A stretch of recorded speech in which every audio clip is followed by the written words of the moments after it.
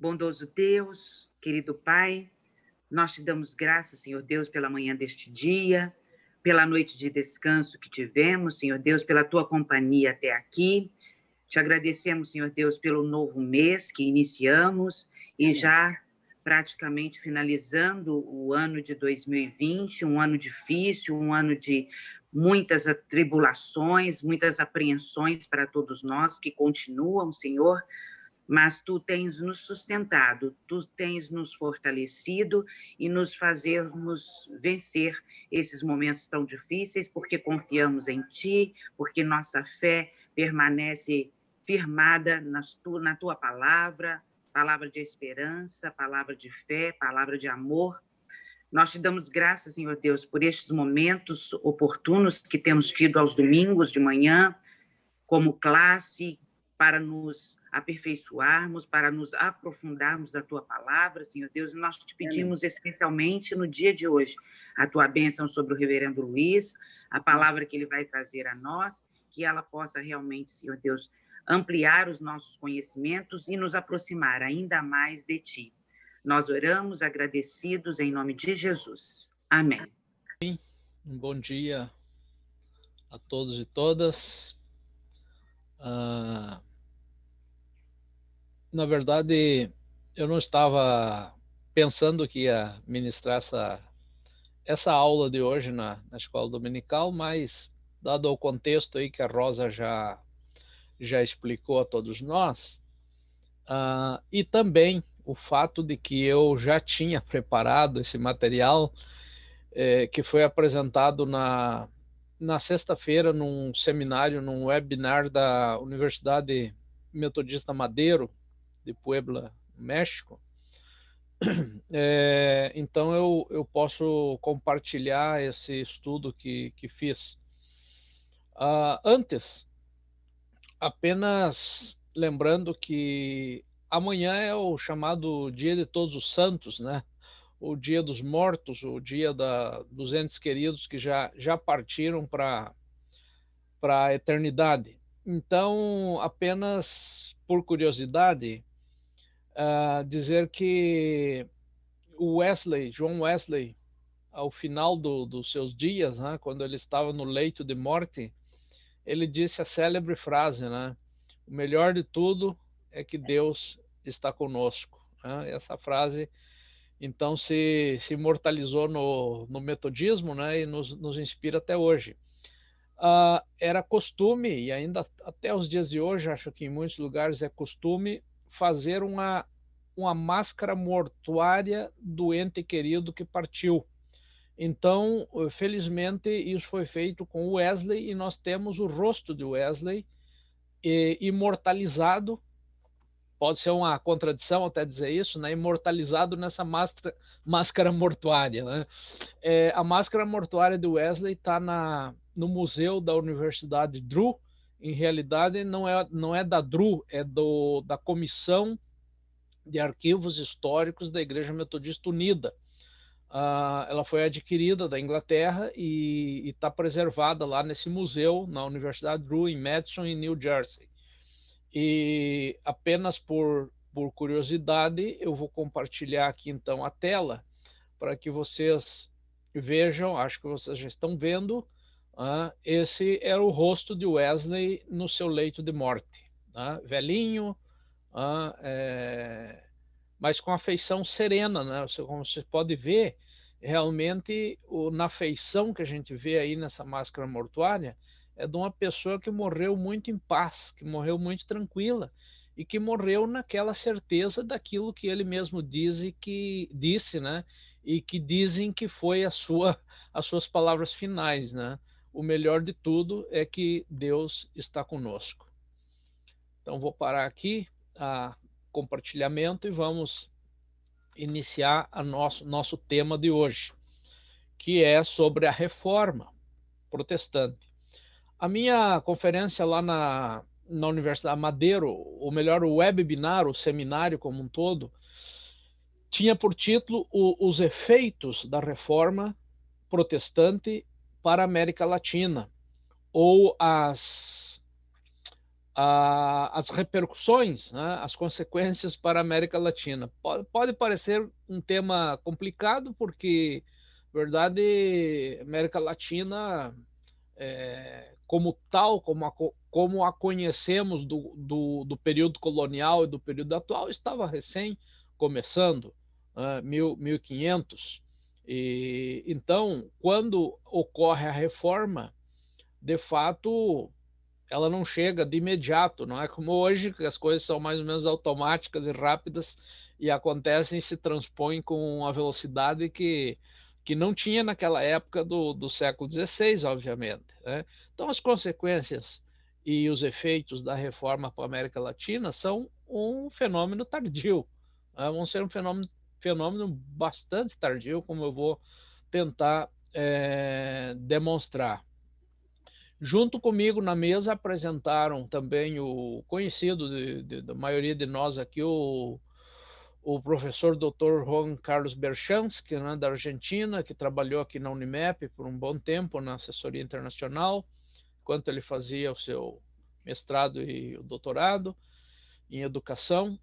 E ele falava desde Mendoza, né, na Argentina, eu aqui desde Piracicaba, e um outro professor do México, que agora me falha o nome, que é ligado à Universidade Madeiro.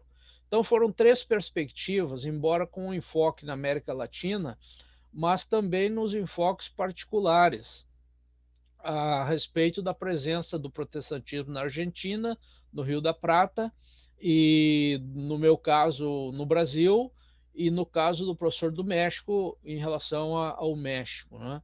Era muito curto o tempo, eram 10 minutos para cada um apresentar um tema tão grande, tão desafiador como esse, e foi bastante difícil. O meu trabalho eu acabei extrapolando o tempo, os outros também extrapolaram um pouquinho, né? Mas eu extrapolei quase o dobro, né? Eu fiz 18 minutos, né? Mas enfim, é, foi uma interessante experiência. Então eu começo dizendo o seguinte: a reforma protestante do século XVI, o texto está em espanhol, talvez eu vou me atrapalhar um pouquinho aqui, às vezes porque eu estou olhando em espanhol e falando em português, e pode ser que escape uma ou outra expressãozinha aí em espanhol.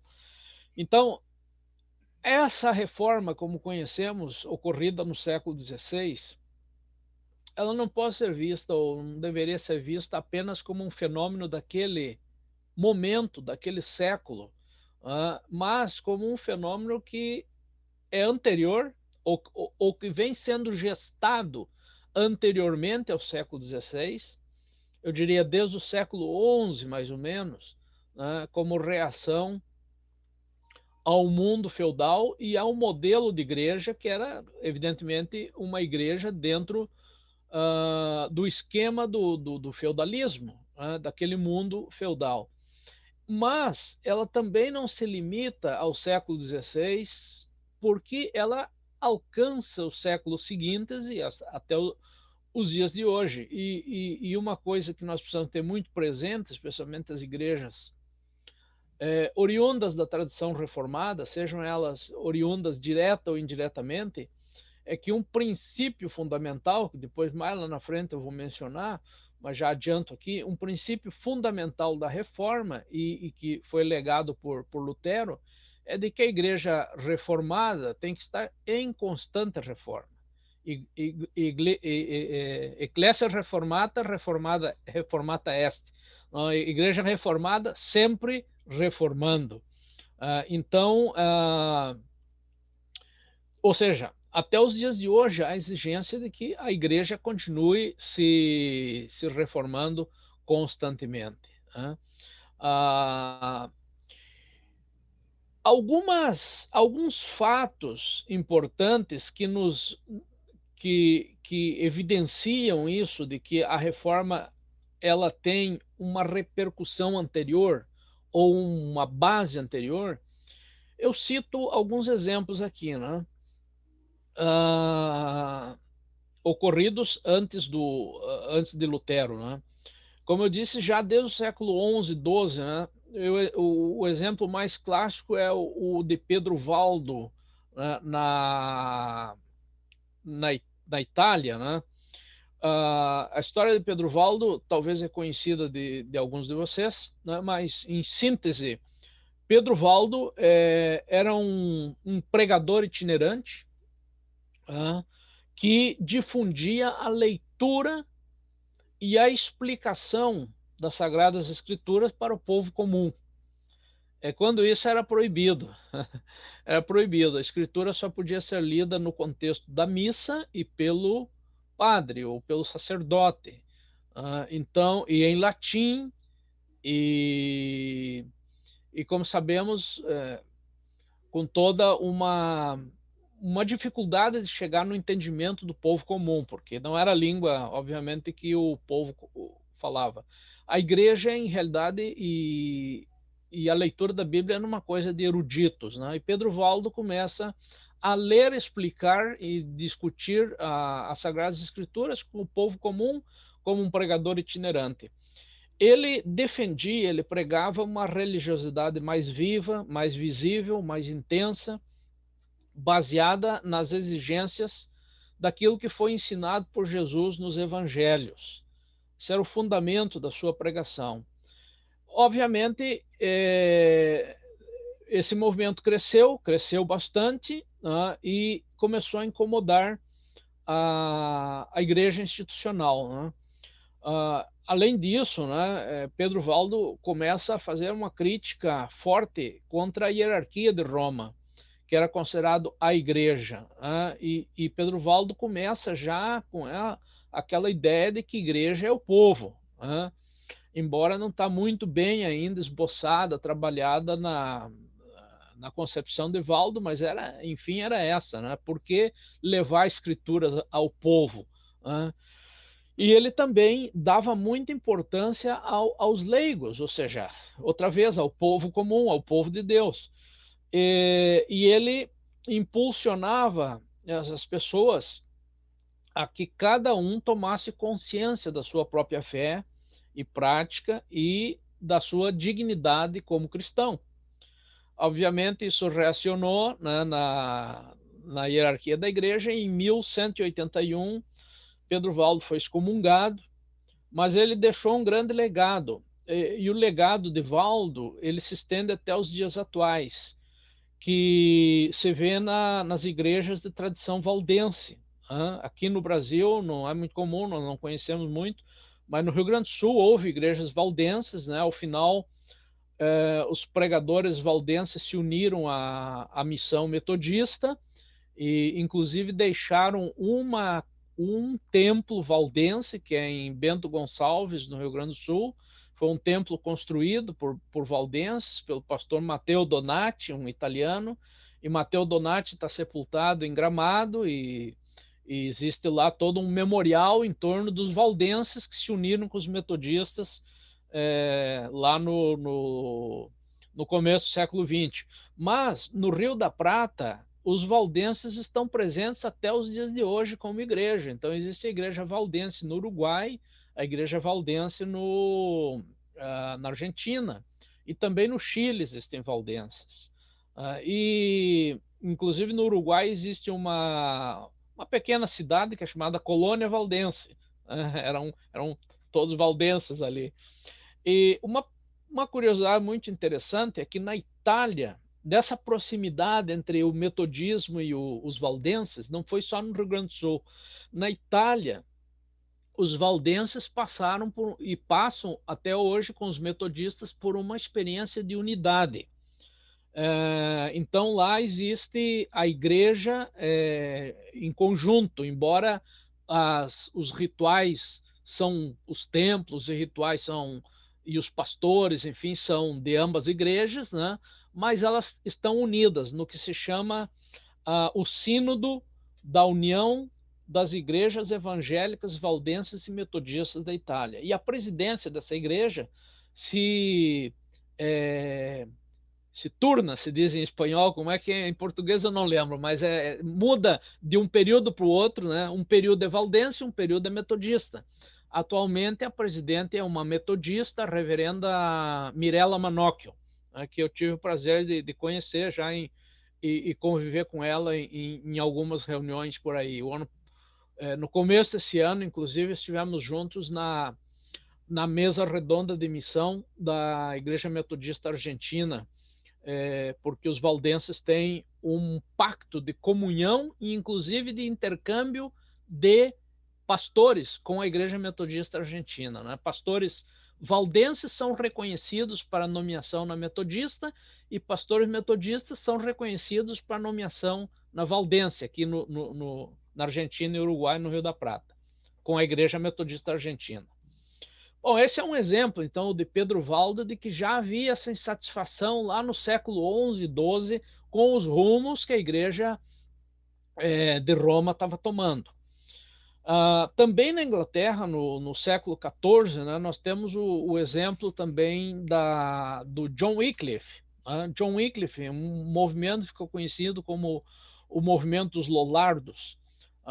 Foi responsável, Wycliffe, e o seu grupo, né, uma das primeiras traduções da Bíblia do latim ao idioma inglês, né, no século XIV, 1382.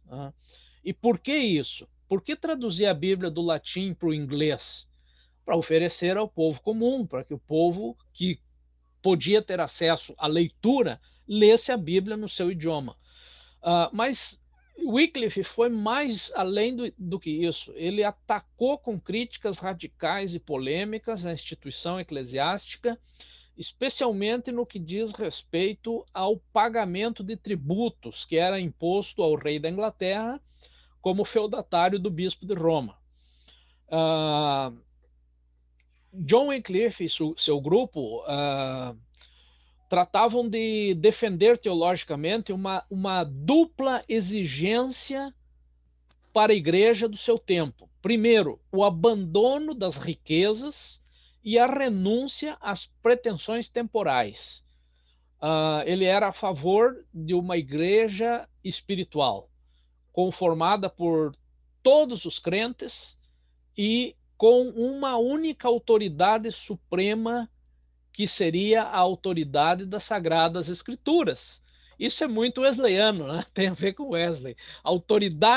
E com o protestantismo em geral. Qual é a autoridade? A autoridade é a autoridade da palavra, das Sagradas Escrituras, né? Então isso Wycliffe já defendia no século XIV. Obviamente, a reação veio. Em 1377 ele foi acusado como herege e depois ele já tinha inclusive morrido, né? O Concílio de Constança, em 1414, declarou Wycliffe culpado de heresia e ordenou que foram queimados todos os seus livros e também confirmada a sua excomunhão e que fosse exumado o seu corpo e queimado os seus ossos. Então, assim foi a história de Wycliffe, né, esse proto-reformador. O exemplo mais clássico, talvez, que nós ouvimos e sempre estamos aí citando nessa época da reforma, é o exemplo de John Hus, o Jean Hus, não sei como pronunciar. Em português nós diríamos João Hus, que foi, no século XV, um teólogo e filósofo. O Edivaldo aí depois pode contribuir um pouco mais sobre isso. Inclusive aqui na Unimep tinha um professor na pós-graduação em educação que se dedicava a estudar John Hus e o legado de John Hus para a educação. Não lembro o nome do professor, não sei se ele continua aí ainda. Ele foi um professor da Universidade de Praga e ele era eminentemente seguidor das ideias de Wycliffe. John Hus também defendia que a verdadeira igreja é uma igreja invisível e que todos pertencem, e que todos aqueles e aquelas que pertencem à igreja, a essa igreja do Senhor, essa igreja invisível, são os seus membros. Além disso, ele questionava com veemência a corrupção do papado de Roma. Em síntese, né, a história de John Hus. O que aconteceu com ele? A mesma coisa que aconteceu com os outros. Em 1411, foi decretada a sua excomunhão e em 1415 foi condenado a morrer na fogueira como herege. Há um outro caso que pode se mencionar assim, en passant, muito rapidamente, que alguns autores consideram como um proto-reformador, outros não, que consideram que foi um movimento dentro da Igreja Católica, mais na linha da piedade pessoal, né, do cultivo espiritual, que foi o caso de Girolamo Savonarola, também na Itália, também no século XV. Ele era um frei dominicano e no plano moral ele atacou os Borgia de Florença, né, que eram os governadores de Florença, né, e também, em correlação, atacou o Papa Alexandre VI, acusando a ambos, né, aos Borgia e ao Papa, de pecadores, incestuosos, mentirosos, e, enfim, teve o mesmo caminho, né? Foi excomungado em 1497 e em 1498, no ano seguinte, foi condenado à forca e o seu corpo foi incinerado também na fogueira. Além de Savonarola, outro que se pode mencionar muito en passant, mas é o que alguns autores consideram como um pensamento que deu base à reforma em alguns aspectos, mas que não era propriamente um reformador, foi Erasmo de Roterdã, que era o começo do pensamento humanista, que tem repercussões na reforma. Existem muitos detalhes, claro que isso aqui é uma menção muito rápida, né, mas só para citar alguns casos. Então, isso justifica que a reforma protestante já vinha, as inquietudes, né, as inquietações que geraram a reforma já vinham se remoendo na Europa e também na Inglaterra desde o século XI, né, de diferentes formas. Mas também nós devemos considerar que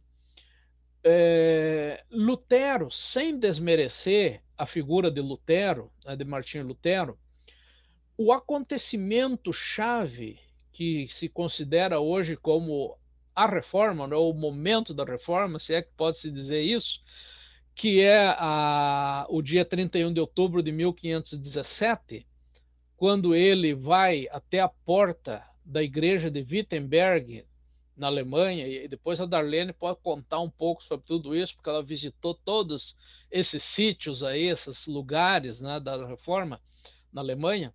Então ele vai e prega as suas 95 teses na porta da igreja de Wittenberg. E as teses são 95, são muitas, né?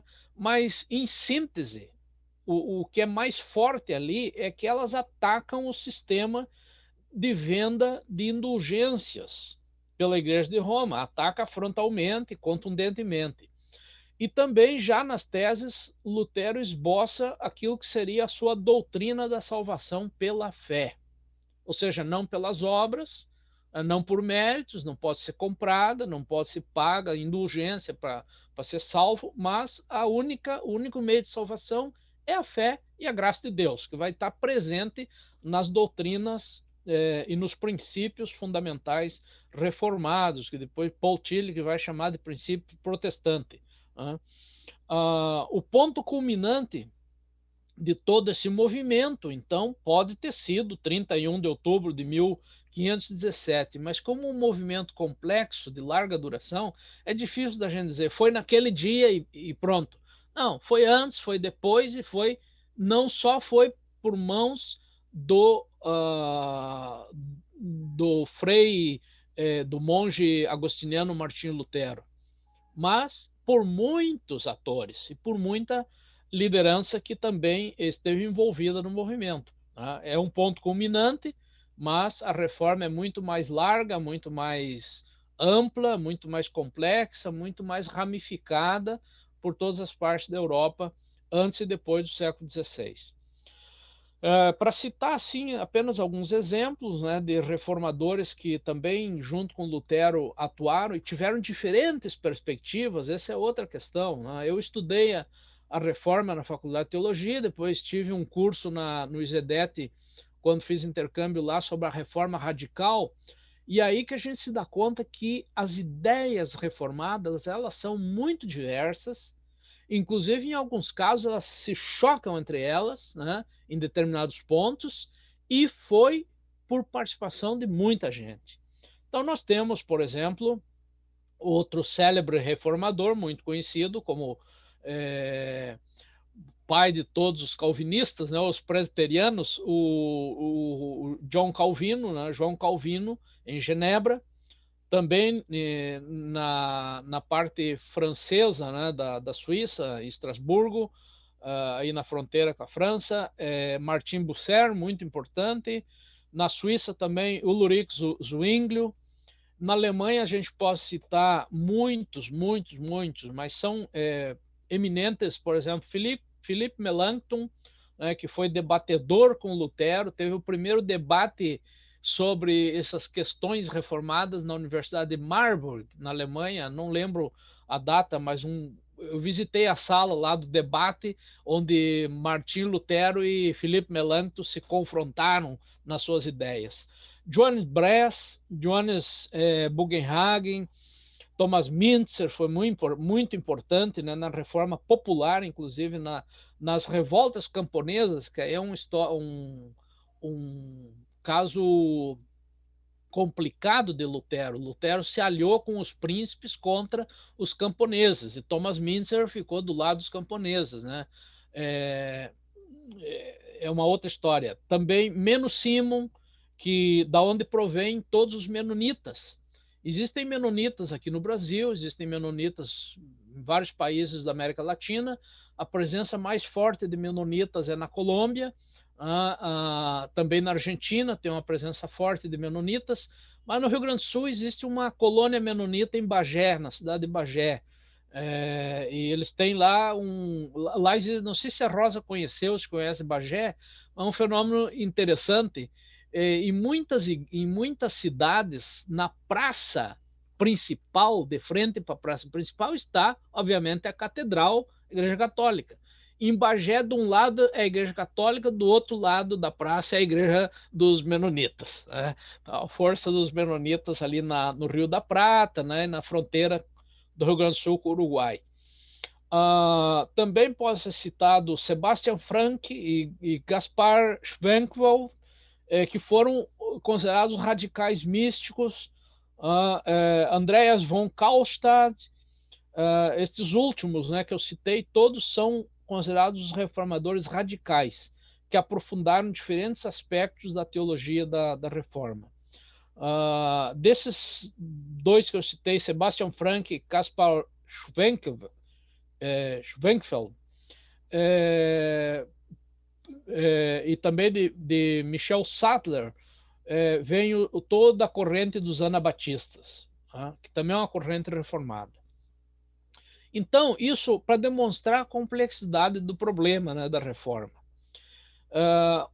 Um aspecto que nós, agora já entrando mais na questão latino-americana e brasileira, né, um aspecto que nós precisamos levar em conta é que, quando nós falamos de reforma protestante, século XVI, nós temos que considerar que, concomitantemente a isso, né, a América Latina estava começando, né, os estertores da colonização, né, da conquista, da invasão, da conquista e da colonização da América Latina, e que basicamente foi feito por dois países ibéricos católicos, católico romano, né, e que praticamente não foram afetados pela reforma protestante. Espanha e Portugal, só mais tardiamente, né? Então, o protestantismo, ainda que se possa constatar a presença de protestantes em territórios da América Latina num período bem remoto, né? Quase que junto com os inícios da colonização,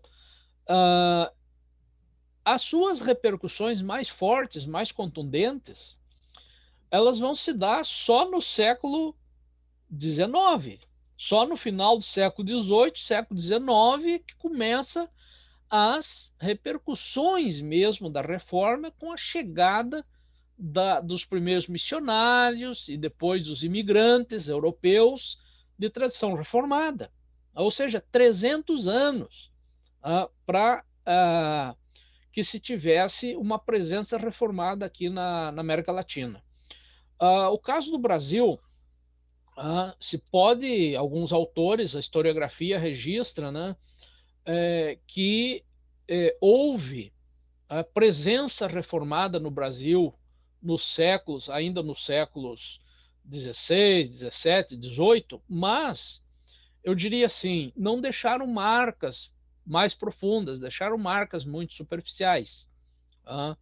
O Brasil era eminentemente um território católico romano, um território católico romano, assim como a grande maioria da América Latina, seja por parte dos espanhóis ou por parte dos portugueses, né? Um exemplo clássico da presença protestante eu estou com uma dificuldade de encontrar a palavra aqui, porque eu estou com a palavra em espanhol na minha cabeça, assim, enraizada, que é a palavra tempranamente, que significa cedo, né? Um exemplo da presença bem cedo de protestantes no Brasil, que muitos autores citam, é o caso dos holandeses, né, no Nordeste.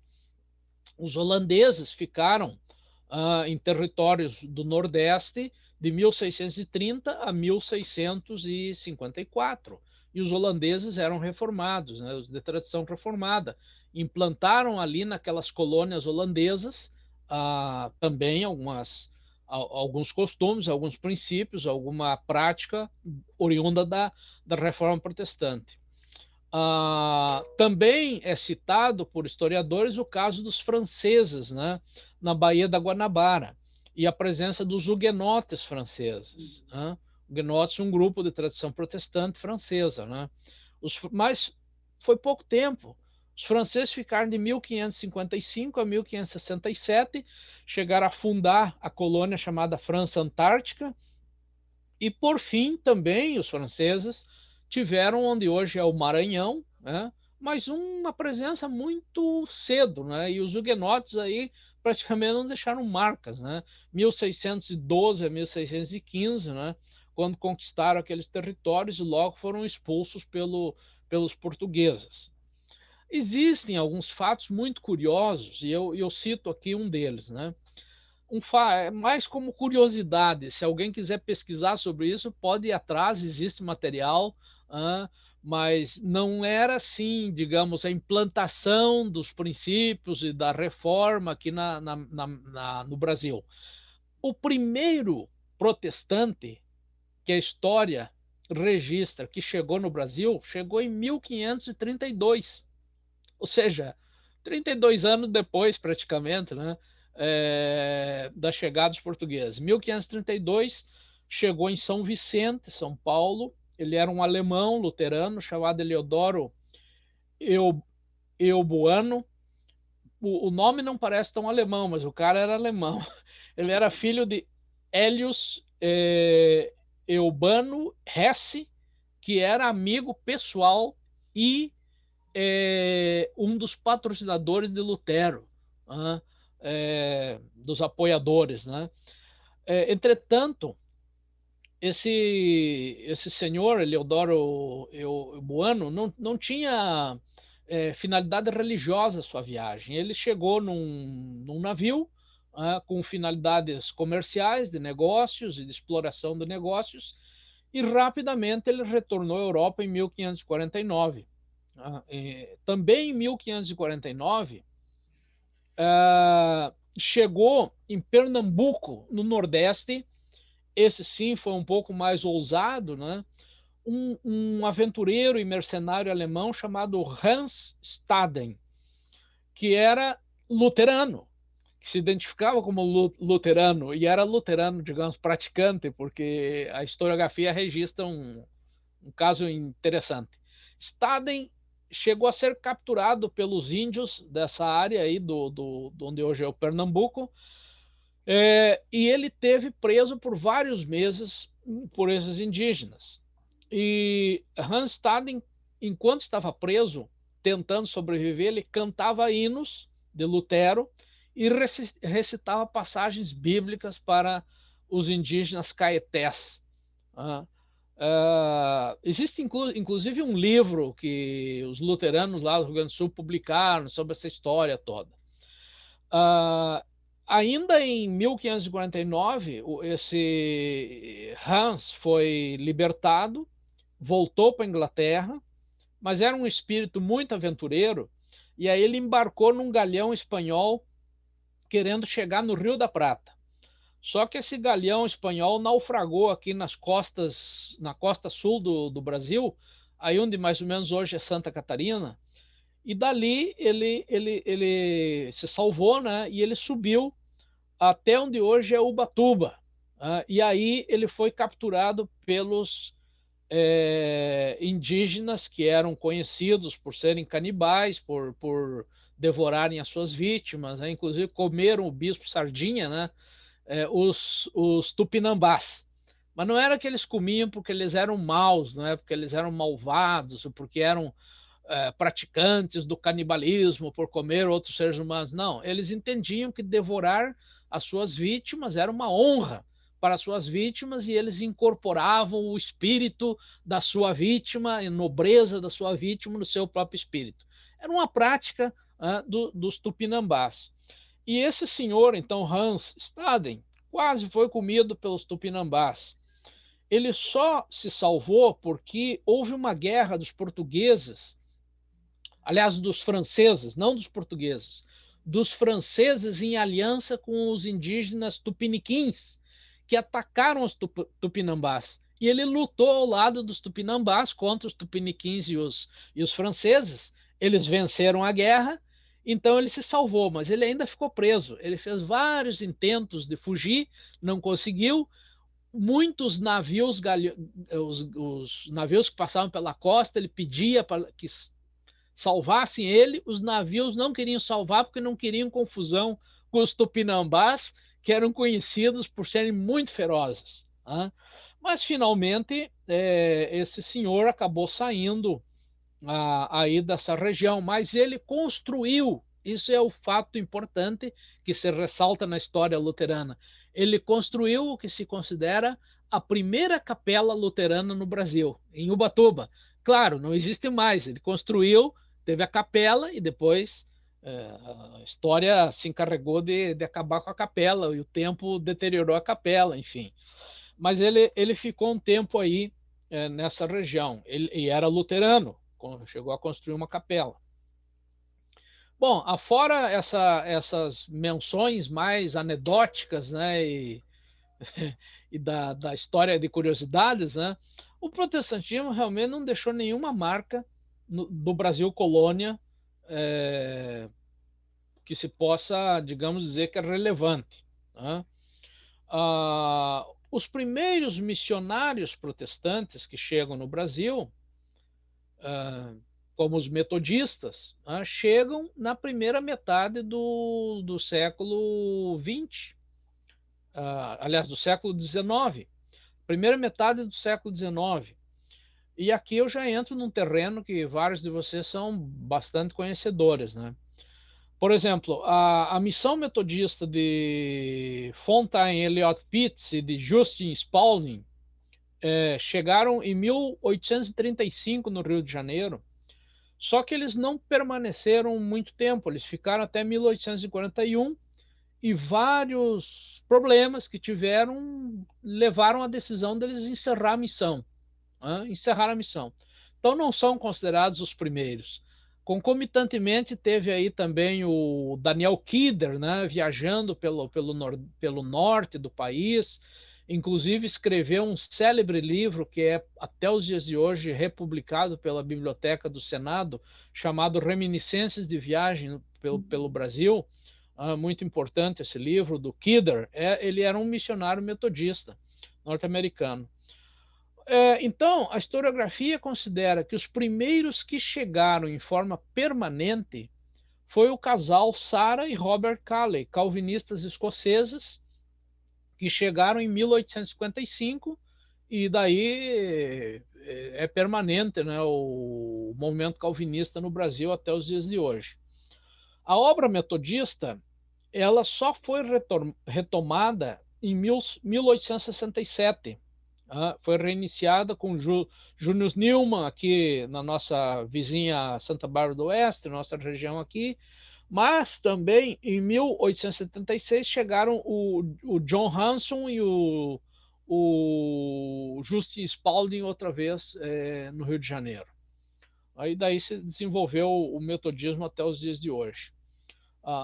Quando nós falamos em presença protestante no Brasil, e de certo modo isso pode aplicar essas categorias também à América Latina, deixa eu olhar o tempo aqui, tenho 10 minutos, vou correr. Nós precisamos falar de dois tipos de protestantismo que chegaram nas nossas terras. Primeiro, o protestantismo de missão, que o próprio nome diz, é o protestantismo que chega com os missionários.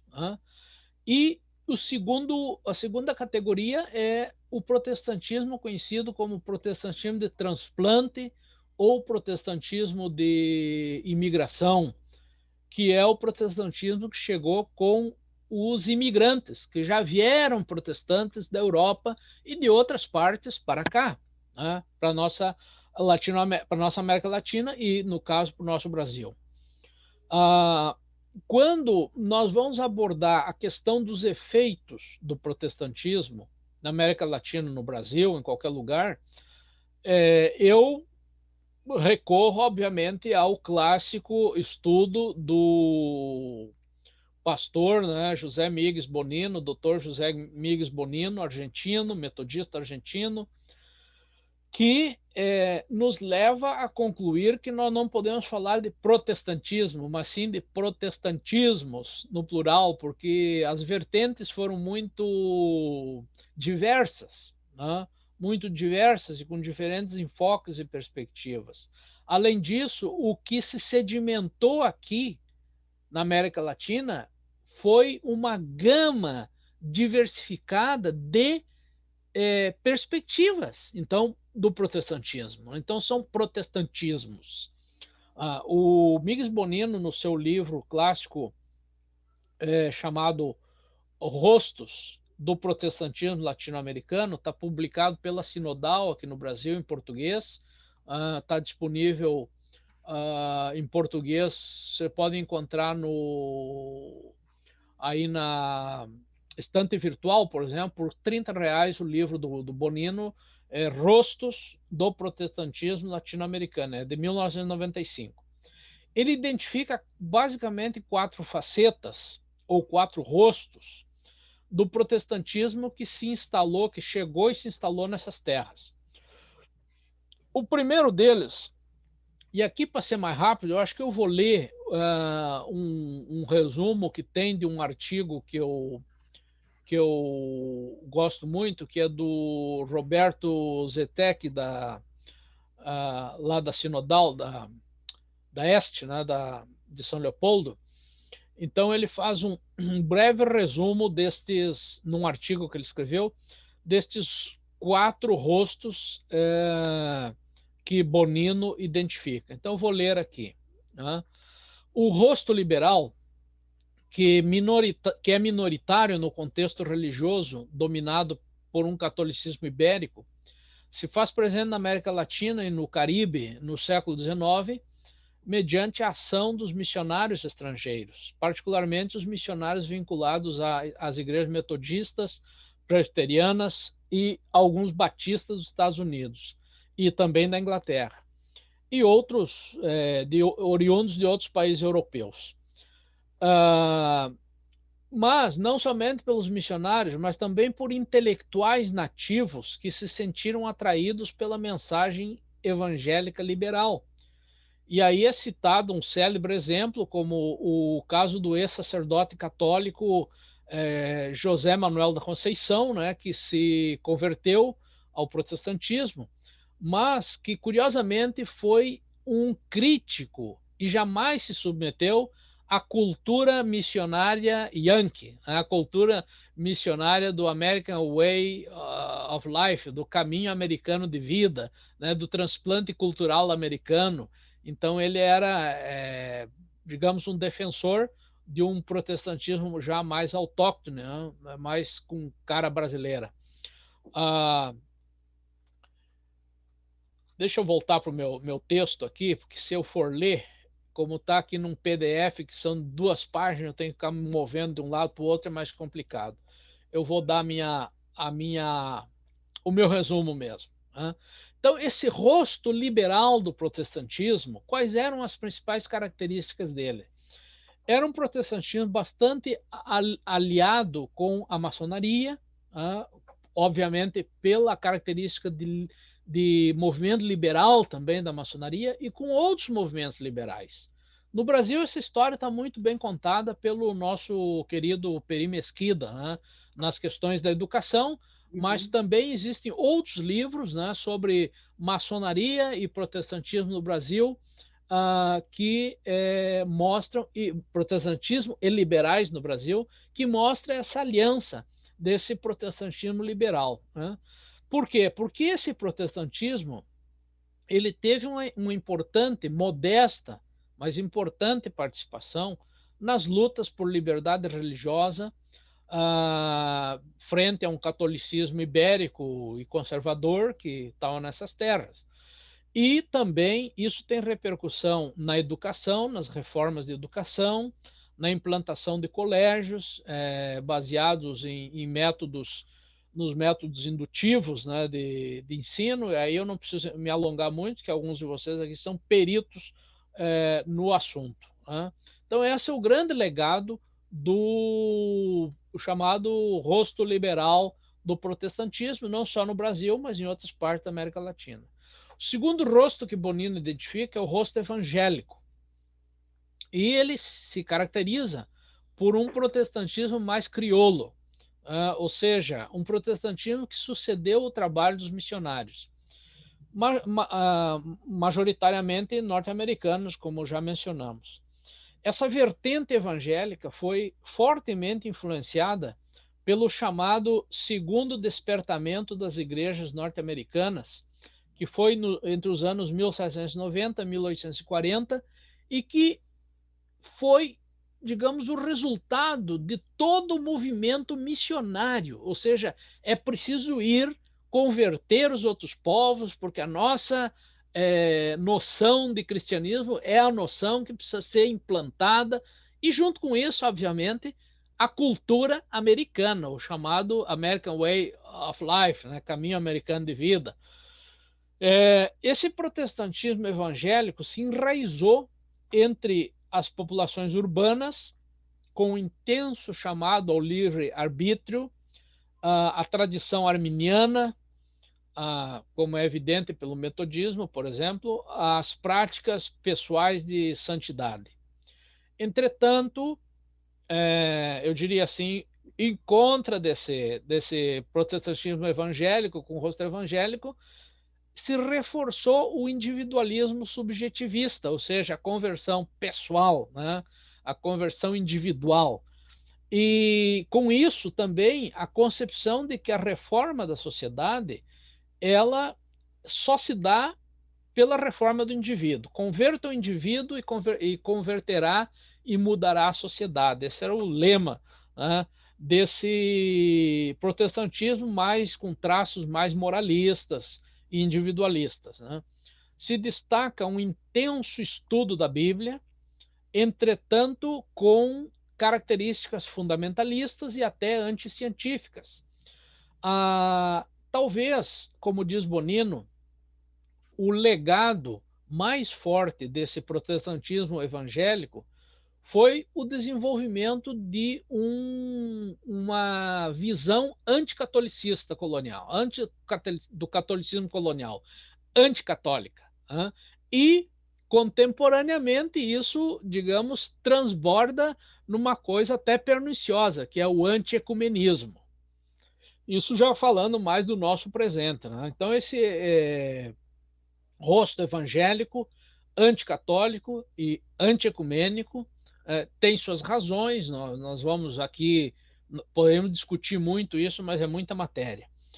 O terceiro rosto que Bonino identifica é o rosto pentecostal. Bonino considera o movimento pentecostal um movimento de massas populares mais exitoso do século XX. Esse modelo de igreja tem as suas origens nas experiências do movimento de santidade nos Estados Unidos, particularmente o chamado avivamento da Rua Azusa, em Los Angeles, Califórnia, que aconteceu entre 1906 e 1915.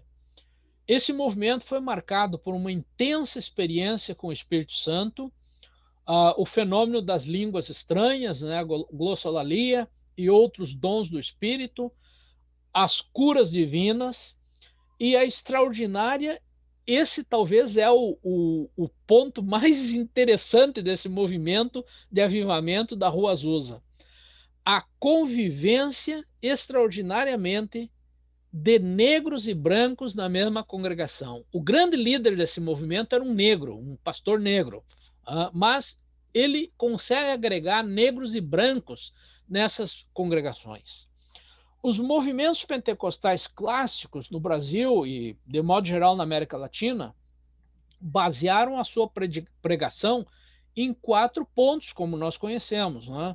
Jesus Cristo salva, Jesus Cristo cura, Jesus Cristo batiza com o Espírito Santo e Jesus Cristo voltará. Nós podemos professar esses 4 pontos, então até nos aproximamos aqui muito dos pentecostais na teologia metodista. Agora, o problema é que as igrejas pentecostais, elas estão em câmbio, estão em mudança. E o protestantismo clássico já tem muito pouco do clássico.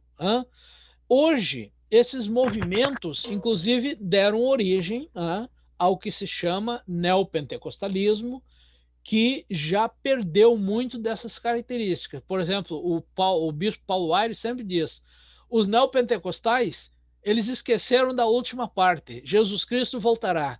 Se Jesus Cristo voltará, nós não precisamos acumular riqueza aqui, porque nós vamos embora com Jesus para habitar na Jerusalém celeste, de ouro, com ruas de ouro e tal, como narra lá o Apocalipse, né? Não, Jesus Cristo não precisa voltar, porque nós queremos prosperar aqui mesmo, queremos ter dinheiro aqui, queremos riqueza aqui. É o que prega, então, o neopentecostalismo, baseado numa forte manipulação emocional, com estruturas internas muito verticais e personalistas, e centrado, obviamente, nessa pregação da teologia da prosperidade, né? Que já esquece boa parte dos princípios clássicos do pentecostalismo. Existe muito para falar sobre isso. Talvez eu provocaria aqui uma hora, a gente precisaria marcar uma aula com o Paulo Aires para discutir pentecostalismo e as repercussões do metodismo no pentecostalismo e vice-versa. Por fim, o Bonino fala do quarto rosto, o que é o rosto étnico, que corresponde exatamente ao chamado protestantismo de imigração, especialmente de povos oriundos da Europa, como alemães e outros, que desde o final do século XIX, particularmente começo do século XX, com a grande leva de pobres, e aqui precisa dizer isso, de pobres europeus que eram vomitados da Europa, a mão de obra excedente da Europa. Eu fiz um estudo sobre o Bispo Barbieri, né, e como vocês sabem, e aí eu tive que estudar um pouco a imigração italiana para a América Latina e para o Brasil particularmente. 1/3 da Itália, o rei pagava, inclusive colocava nos navios, pagava o navio a mandar embora. 1/3 da Itália saiu no final do século XIX, começo do século XX, e eram basicamente os trabalhadores pobres que imigraram. Bom, essa gente, né, esses imigrantes, em sua maioria, populações empobrecidas, da época, também sem muita formação intelectual, mas tinham muita fibra para o trabalho, para disciplina e eram orientados à família e à vida em comunidade. Eles tiveram que se reunir em guetos, como a gente conhece a experiência no sul dos alemães, dos italianos, até hoje, cidadezinhas e cidades grandes até, praticamente com maior parte do pessoal formado por descendentes de imigrantes alemães e italianos, e que por muito tempo falavam somente o idioma, né, como lá no sul falava o talhã, né, que é o italiano, e o pomerano, o alemão da Pomerânia. E essa gente era, no caso dos alemães e de outras partes da Europa, eram protestantes. Então, eles trazem consigo a sua herança protestante, que era o seu principal legado, digamos. Eles trazem a Bíblia, e eles trazem o Inário, e eles trazem o Catecismo Menor de Lutero. Né? E até mais ou menos os anos 50, muitas cidades no Rio Grande do Sul e também na Argentina, no Uruguai, a língua falada era o alemão, a celebração da igreja era em alemão, a Bíblia era em alemão, a escola era em alemão. Claro que no tempo da guerra houve toda uma reação, inclusive perseguição a pastores luteranos no sul do Brasil, né, porque falavam em alemão. Getúlio Vargas chegou a proibir falar o alemão, né, naquele período. Então, essa gente se reuniu em torno de guetos. Isso era o protestantismo de imigração. Só mais tardiamente eles vão se abrir e hoje, em certa medida, eles até fazem missão entre os nativos. Principais igrejas, como vocês conhecem, a ISLB, né, a Igreja Evangélica de Confissão Luterana no Brasil, e a IELB, a Igreja Evangélica Luterana do Brasil, que é de tradição do Sínodo de Missouri, nos Estados Unidos, e juntos eles são mais de 1 milhão de luteranos no Brasil hoje. Bom, para fechar tudo isso, esses 4 rostos que eu apresentei da obra clássica do Bonino, eu diria: que grandes contribuições o protestantismo legou à América Latina ou ao Brasil? Bom, se nós pensarmos em contribuições de caráter religioso, né, nós vamos ver que os princípios centrais da reforma, que já hoje estão tão desgastados, há autores que perguntam: há ainda condições de dizer que o mundo evangélico, o mundo protestante no Brasil guarda o princípio reformado, de acordo com Tillich, de acordo com o que foram os princípios da reforma? Só a Escritura, ou seja, a centralidade na autoridade da Bíblia acessível a todo o povo. Só a fé, a salvação somente pela fé, só a graça. A salvação não é obras nossas, mas é a graça de Deus e não pode ser comprada por méritos humanos. Igreja reformada sempre reformando, a igreja como povo de Deus, não a hierarquia, não esses bispos monarquistas, né? Ou monárquicos que a gente vê em certas igrejas, aí, os donos de igreja. Né? Comunidade dos salvos é a igreja.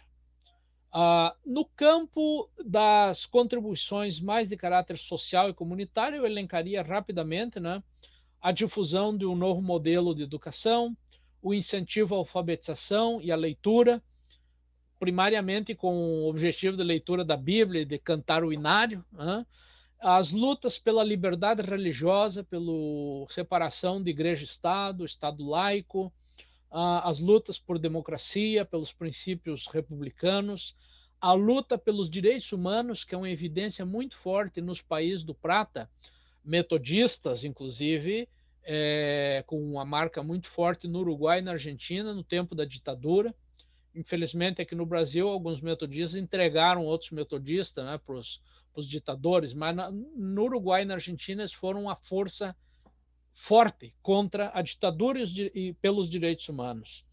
E também todo o trabalho social, comunitário, com populações empobrecidas que as igrejas protestantes, historicamente, fizeram e fazem até os dias de hoje, como mandato divino de amor ao próximo. Então, digamos, são as consequências ou os legados da reforma para a América Latina e para o Brasil, no caso, aqui abordando o nosso caso mais particular.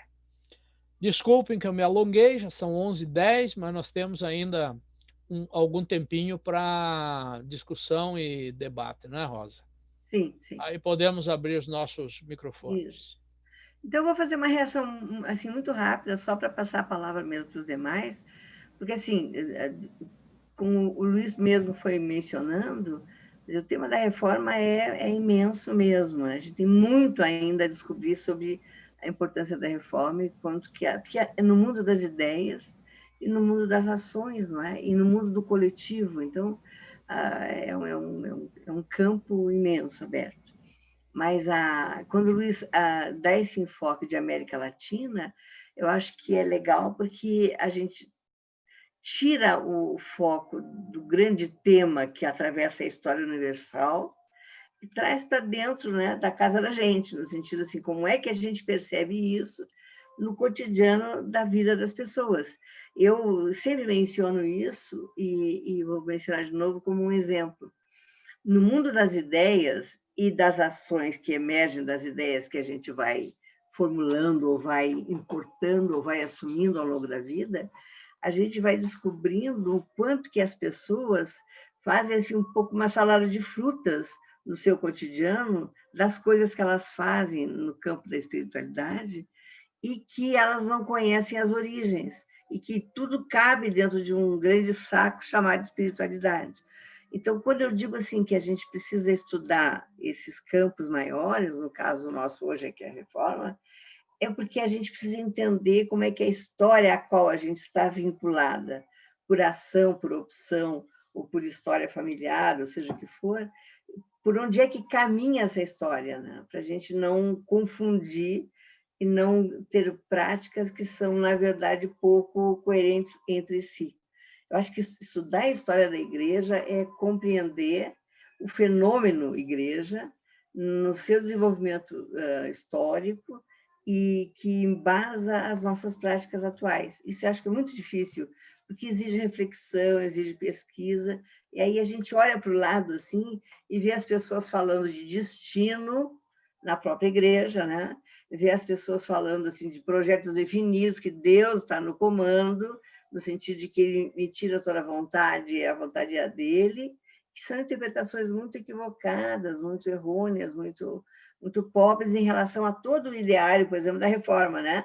No sentido do que é o livre exame da escritura, tudo isso que a gente supõe. Então, acho que esse debate é sempre muito bem-vindo, porque ele nos ajuda a iluminar esse caminho das nossas práticas, né? Tinha falado da Darlene, tinha falado do Edivaldo, de nos ajudarem um pouquinho. Então, eu abro a palavra a todo mundo, em especial perguntando se a Darlene e o Edivaldo já querem fazer alguma fala ou abrimos para todo mundo. Darlene está abrindo mão, Edivaldo, espera um pouquinho, pode ser? E a gente abre, né? Porque tem a Ellen, tem a Ana Cláudia, tem a Ivonete, tem a Rinalva, tem o Lucas, não é? E tem a Suzana, que são os que estão conosco nesse momento da exposição. Está aberta a palavra, então, vamos lá, quem é que quer conversar?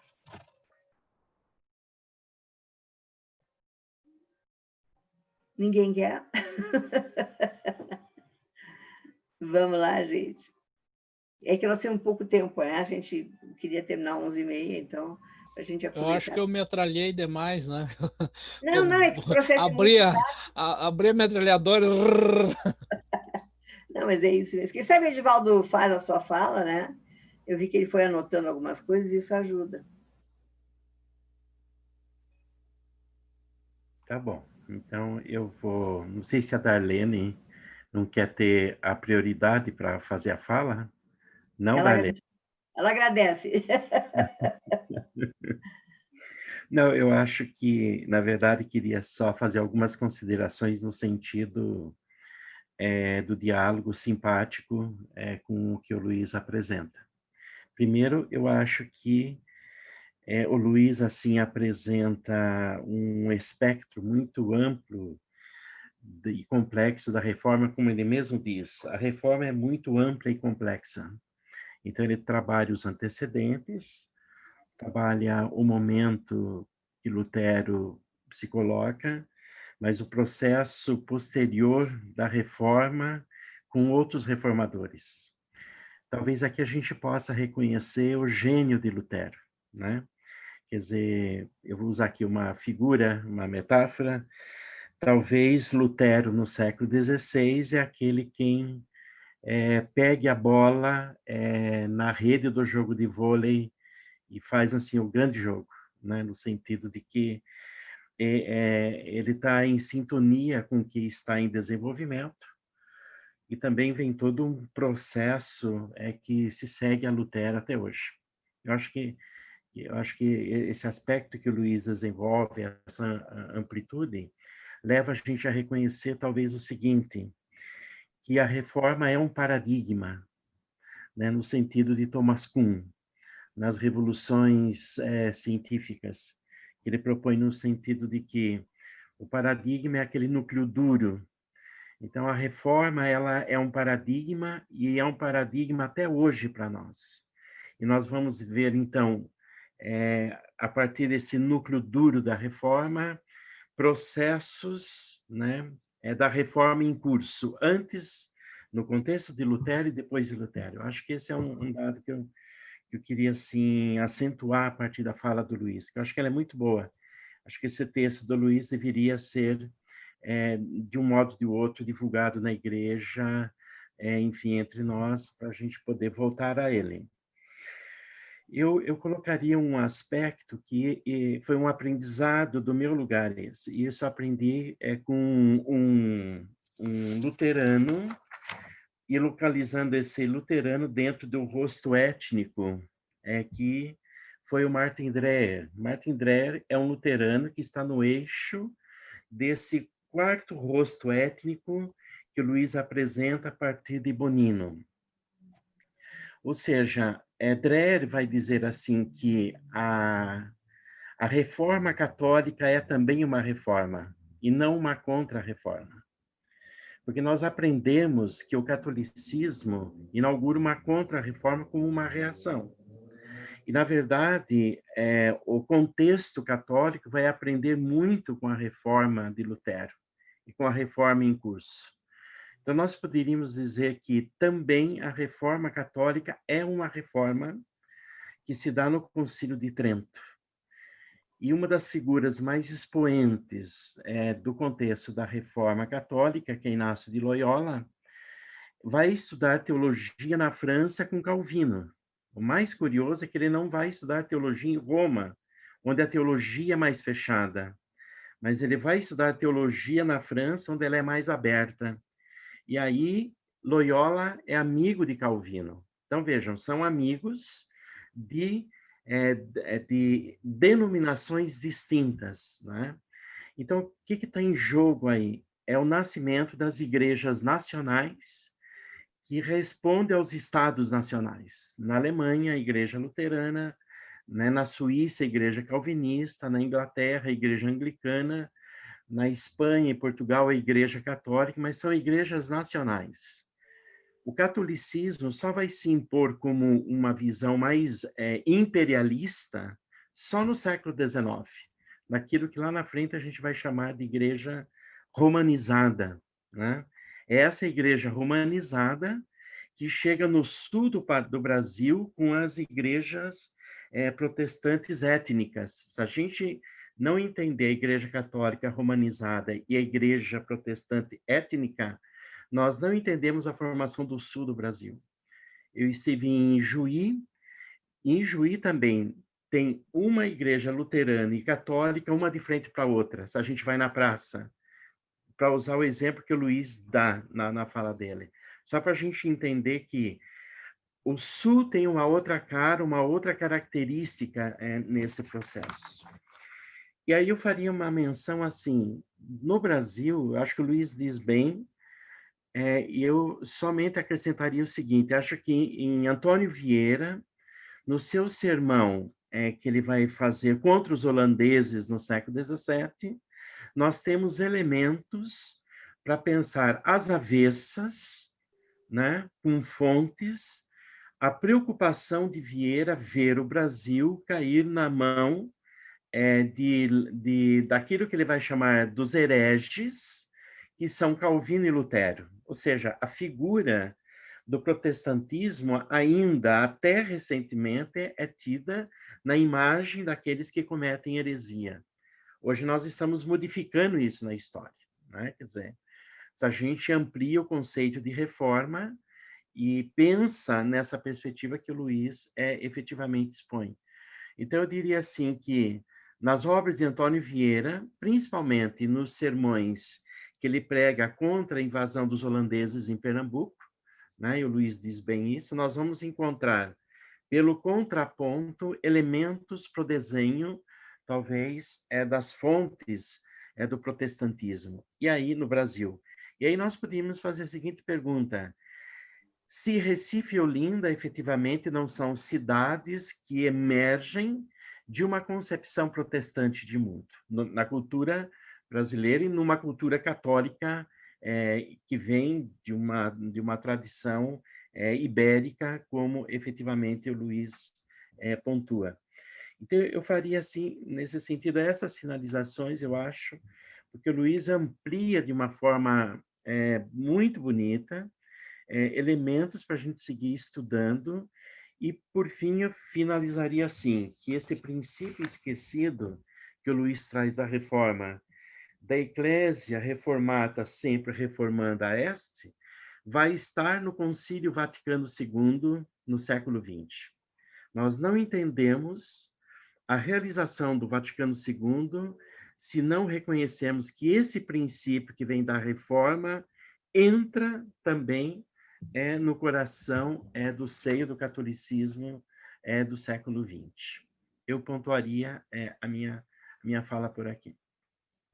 E dou os parabéns para o Luiz pela bela exposição e pela demarcação que estamos fazendo na aula dominical no dia de hoje, pela celebração e pelos 503 anos da Reforma Protestante.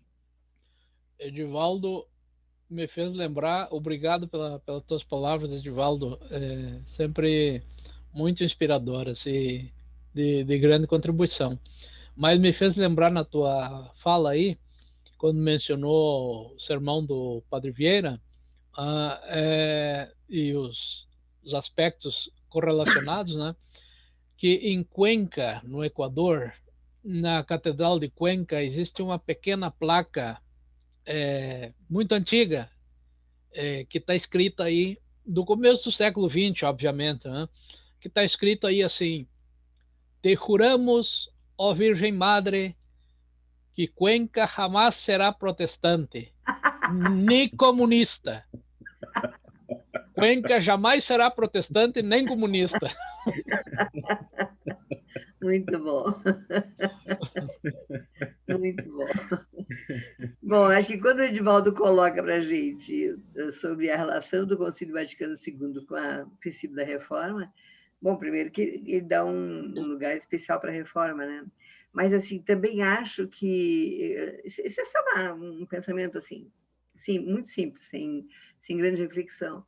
Mas que bom pensar que Lutero, no século XVI ainda, né, ele olha para o depois, para frente, para o futuro, para o amanhã, com a perspectiva da abertura, né, do quanto que é necessário limpar os princípios, vamos dizer assim, fazer uma reforma permanente de todo o campo de princípios e de práticas nos quais a gente está inserido, e isso alcança o século XX, né? Quer dizer, quando o Edivaldo diz que o Vaticano II, ele, na verdade, incorpora a reforma sempre reformada, ele está dizendo que é o moderno que chegou, vamos dizer assim, que para Lutero chegou no século XVI, porque ele já põe isso assim, isso é muito interessante, eu acho. Né?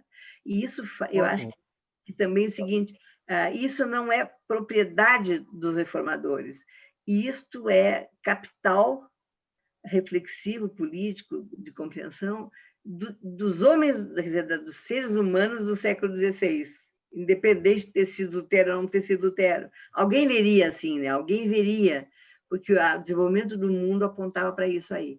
Edivaldo.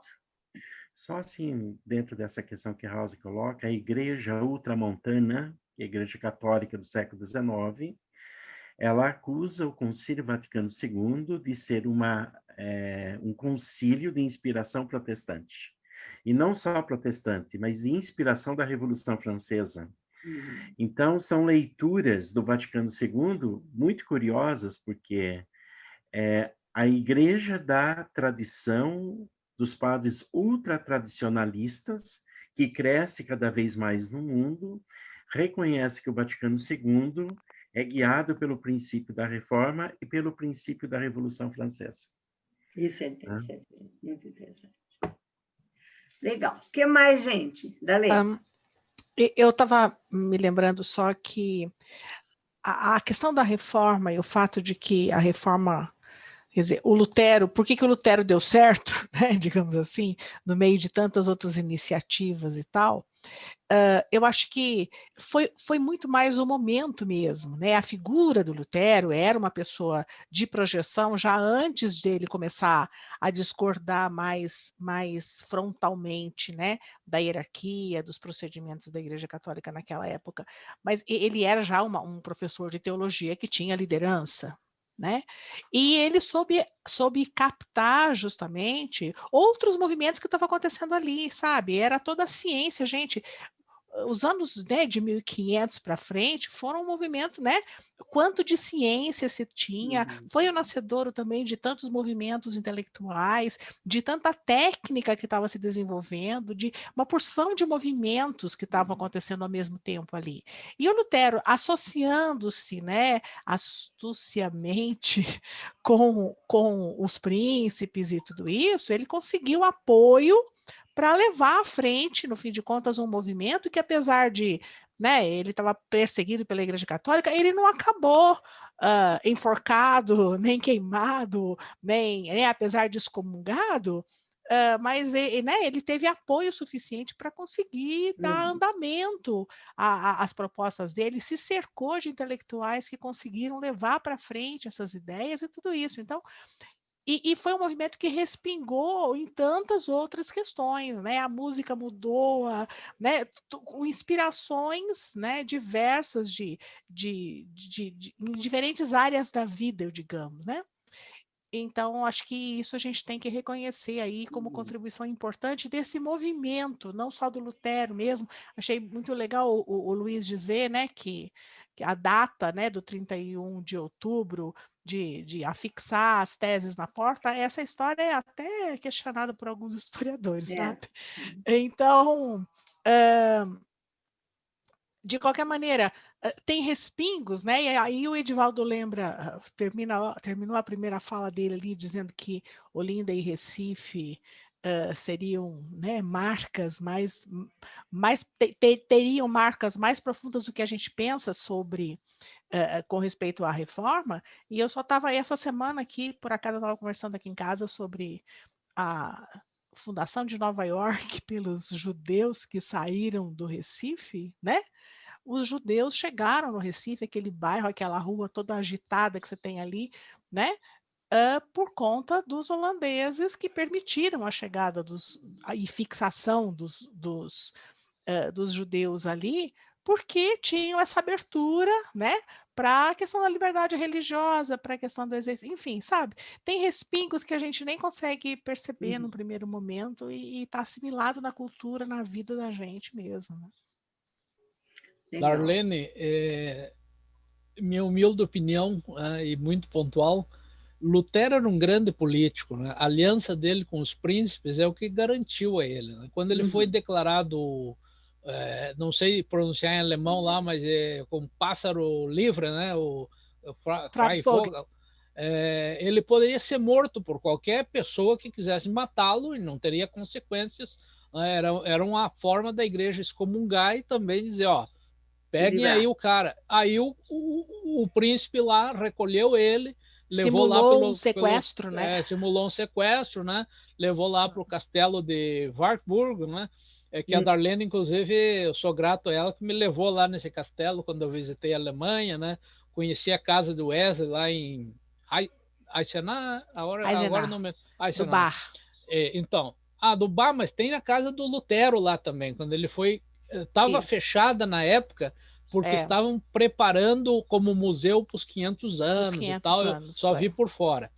Mas aí o cara era inteligente, com a aliança dele com os príncipes, ele foi recolhido lá, ele foi protegido, e lá ele traduziu o Novo Testamento, né, para o alemão. Uhum, uhum.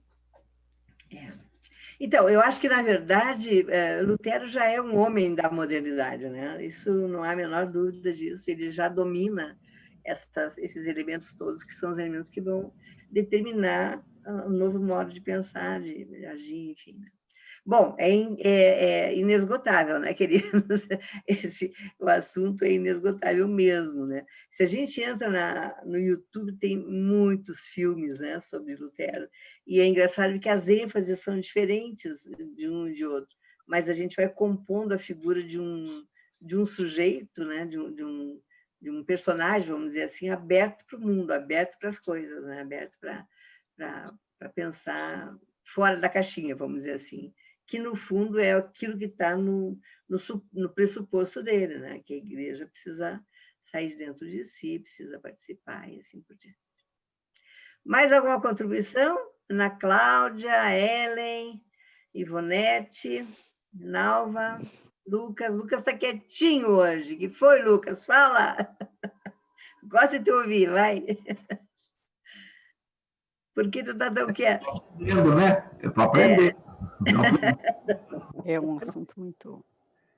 Mas é legal, toda essa história, ela respinga até nos recantos, né, nos recôncavos mais humildes, né? Quando o Luiz fala do rosto, né, do protestante no Brasil, a gente vê tudo isso acontecendo nas pequenas cidades, né? Aqui em Rio das Pedras, o meu avô, ele foi o primeiro pastor assim que ergueu uma igreja evangélica, né? Então tinha essa questão da rivalidade, né, da igreja católica com a igreja protestante, que no caso dele é a Assembleia de Deus, né? Então a gente viveu toda essa coisa assim, né, do protestante, o Lutero sendo visto como um herói, né, inspirado pelo Espírito Santo para fazer tudo isso, né? Então, como que toda essa história respinga em pessoas tão humildes que pensam que está fazendo uma coisa tão independente, mas não é. Somos todos reféns dessa história, né? Bacana tudo isso. E tem fios condutores, né, na história universal que os quais nós estamos envolvidos, querendo ou não. Ellen queria falar?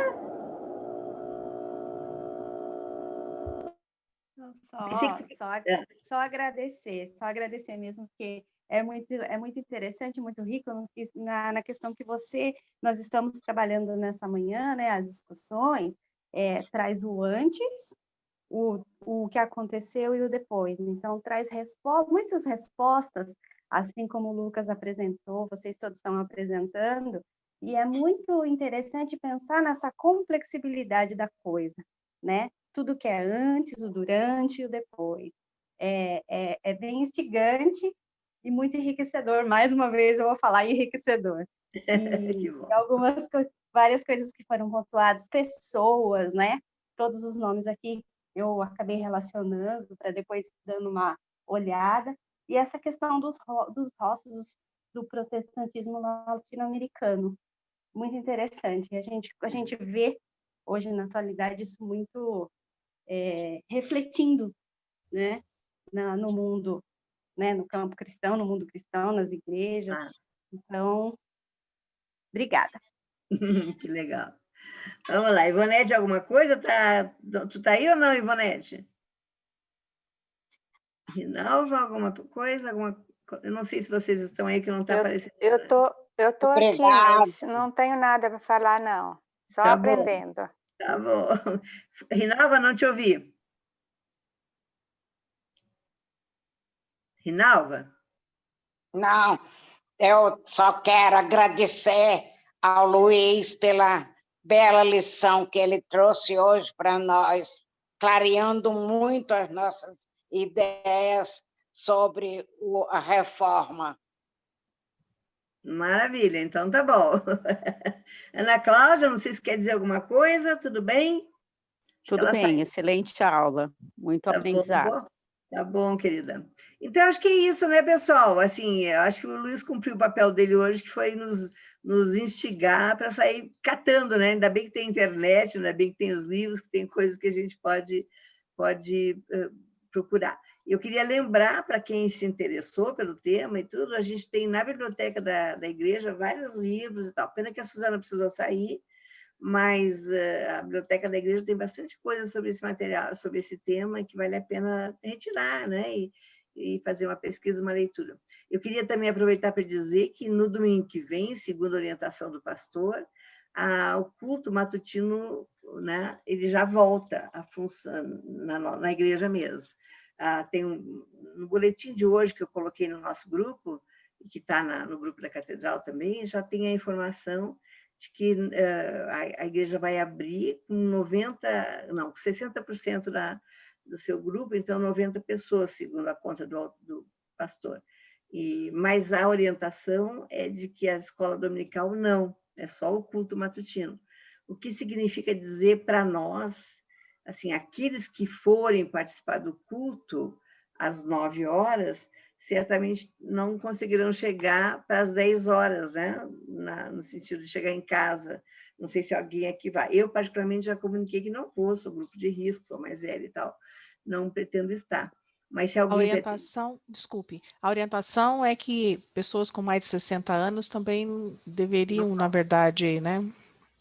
Então, é isso. Agora, eu só quero chamar a atenção disso, porque eu entendo que a semana que vem a gente pode colocar um pouco esse problema na discussão aqui do grupo, para ver quantos, por exemplo, de vocês que estão aqui, que são mais jovens, se resolvem em igreja. Se vocês forem ao culto, então nós temos que repensar a estrutura da escola dominical, ou começar mais tarde, 10h30 em vez de 10, por exemplo, ou mais cedo, antes do culto, que também é meio muito cedo, talvez, né?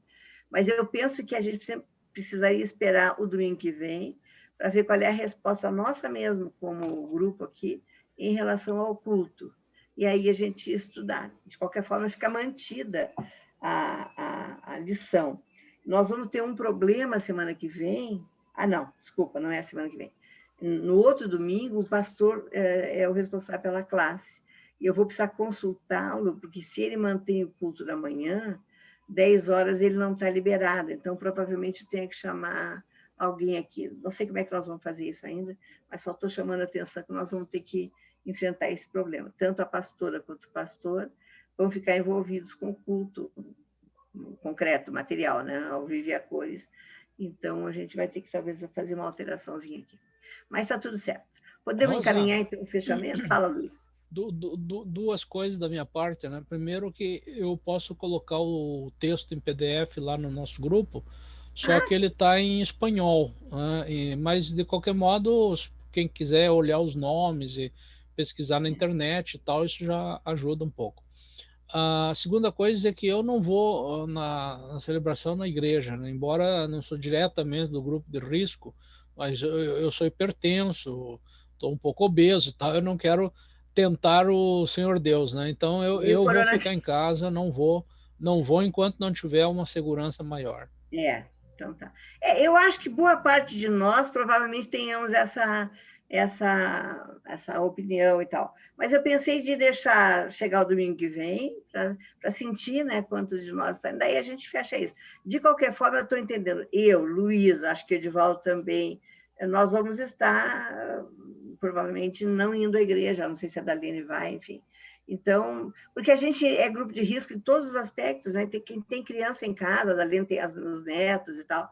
Então, a gente precisa estar atento a isso, né? Não dá para embarcar assim muito nesse entusiasmo da tal da Zona Verde aí, que de repente não é bem isso. Então, tá, a gente faz isso. Eu acho que sobre o texto, o Luiz coloca lá para nós. Eu vou dar a gente tem que dar uma explicação no grupo, que tem mais pessoas do grupo que não estão aqui agora para entenderem. E também, assim, o espanhol a gente relativamente lê bem, né? Acho que a maioria das pessoas consegue entender bem, não é uma coisa tão difícil, né? Falar pode ser, mas ler não é tão difícil assim. Então, é isso, podemos encerrar? Vamos lá? Então, tá bom. Vamos fazer uma oração então para terminar. Deus amado, nós queremos te agradecer por esse dia de aula que tivemos, pelo texto do Luiz, tão inspirador, tão interessante, tendo tanto conteúdo significativo para nós, e te agradecer pela vida de cada um de nós e de todos os queridos que nós aqui representamos, pelo projeto da igreja agora de reabrir o horário dos cultos, que tu abençoes e guardes a todos, e que tu estejas à frente, cuidando para que esse espaço seja de louvor, de gratidão a ti, não encerre perigos ou descuidos ou cuidados com relação às pessoas que estarão lá. Nos abençoa, nos guarda, nos dá a tua paz permanentemente. Abençoa os doentes, que nós temos recebido pedidos de oração no grupo da Catedral.